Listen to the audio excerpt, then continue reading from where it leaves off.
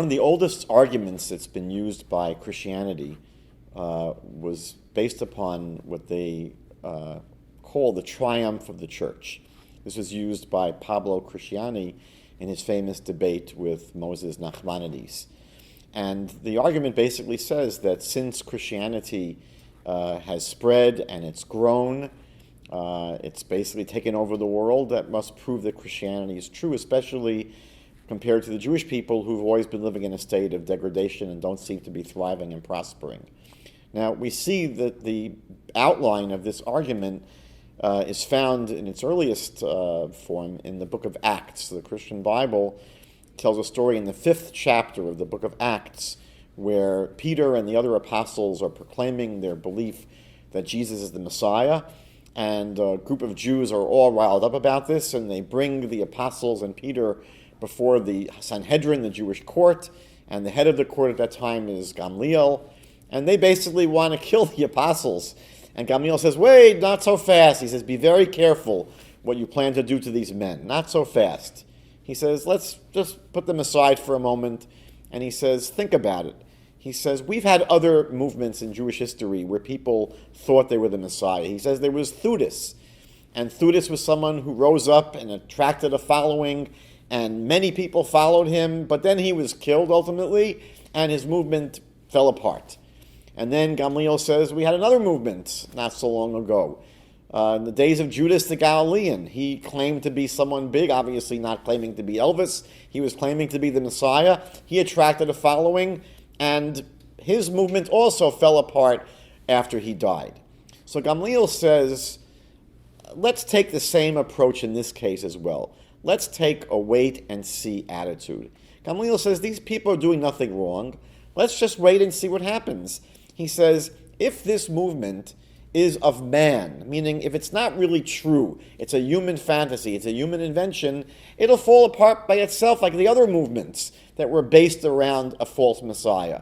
But, Gamliel says, if this movement is of God, if it's true, then he says you can't stop it, you can't fight against it, and you'll even find yourselves to be fighting against God. And so today's Christian inserts himself or herself back into this story and says, look, we're still here. 2,000 years later, Christianity has grown. There are now more than 2 billion Christians in the world. And according to the teachings of your own sage, Gamliel, since we're still here, the movement has not died out. That must prove that we are of God, that Christianity is true. Now let's step back for a moment and really think about this story. Who were these apostles, and who was Peter? We know from the Christian scriptures themselves, and we know from actually historical documents as well, that Peter and the apostles were very, very different than today's Southern Baptist.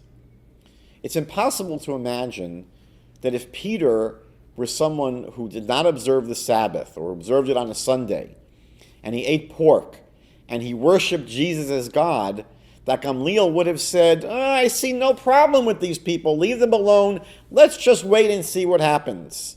Obviously, if these were people who had abandoned the Torah and were worshiping a human being as God, Gamliel would have known on the spot that this movement had no truth to it whatsoever. He wouldn't need to wait and see what will happen. So we know that historically, the early followers of Jesus, the Jewish followers of Jesus that were with him, that were based in Jerusalem, we know from the Christian scriptures themselves, and we know from later historical documents. In the 2nd century, for example, the Jewish followers of Jesus were called the Nazarenes or the Ebionites. We know that they did not believe in a virgin birth. They did not believe in a Trinity. They did not worship Jesus as God. They maintained their practice and observance of the Torah. They circumcised their children. They kept kosher. They observed the Sabbath. However, in the year 70, this movement was dealt a very serious blow when the Romans conquered Jerusalem and killed hundreds of thousands of Jews, and many of those early followers of Jesus perished. And then the movement scatters. At the same time, Paul is beginning to attract many, many Gentile followers in his missionary journeys outside of Israel. And we know that essentially what happened is Paul's movement was not Torah observant. Paul did not teach people that it was important to circumcise their children and to keep the Sabbath and observe the dietary laws. We know that Paul's movement became a non-observant, non-Torah observant movement. They even persecuted those Jews that tried to persist in their observance of the Torah while believing that Jesus, who had died, will one day come back and bring about the Messianic utopia. And we know that by the 4th century, this small movement of Jews who were the original followers of Jesus, who observed the Torah, who didn't believe in a Trinity or virgin birth, they died out. By the 4th century, you don't find any more Jews who were Torah observant and believe that Jesus is the Messiah. All you have is what became historical Christianity that had literally almost no connection to the earliest Jesus movement. So when we look at this story and we see the prediction of Gamliel, we see that the prediction does not prove that Christianity is true. It proves the exact opposite.